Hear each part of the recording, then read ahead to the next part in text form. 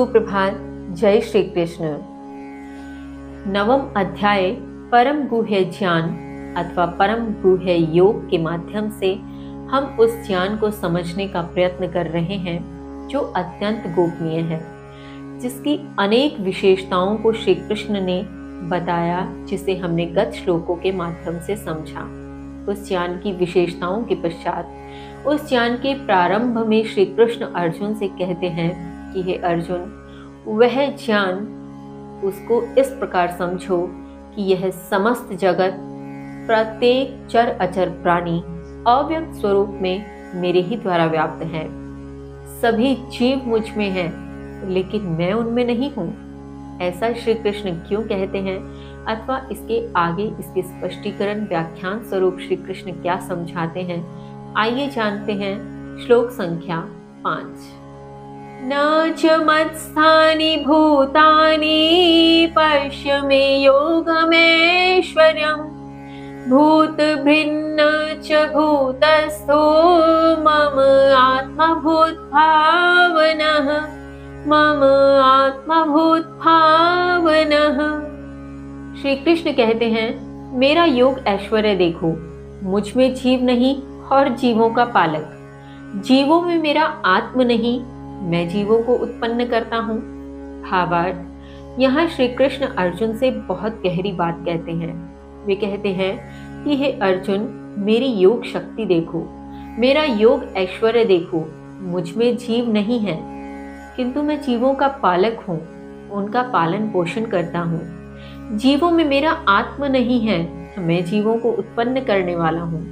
बहुत विरोधाभासी सी बात लगती है, किंतु यदि हम इसे और गहराई से समझने जानने का प्रयत्न करें तो यह ठीक वैसे ही है जैसे किसी भी संतान की उत्पत्ति उसके माता पिता से होती है। उस माता पिता में वह जीव नहीं है, किंतु वे उसे उत्पन्न करते हैं, वे उसका पालन पोषण करते हैं। उनकी संतान में उनका आत्म नहीं है, उनके माता पिता का आत्म नहीं है, किंतु उत्पन्न तो उसके माता पिता ने ही किया है। बहुत गहरी किंतु बहुत सटीक बात है।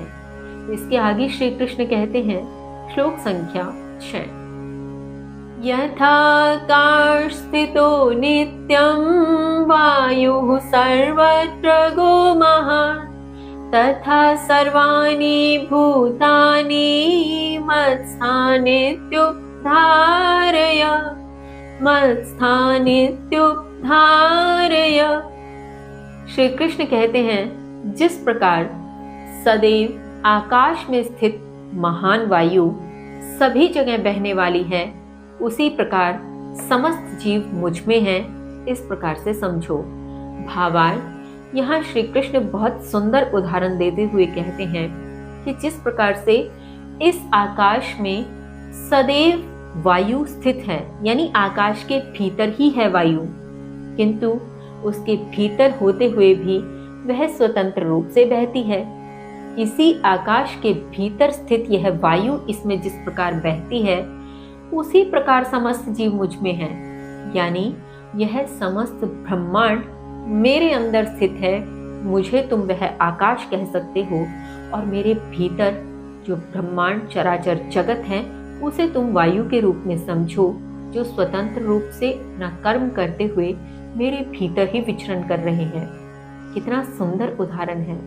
इसके आगे श्री कृष्ण अर्जुन को क्या समझाते हैं, जानेंगे कल। तब तक के लिए जय श्री कृष्ण।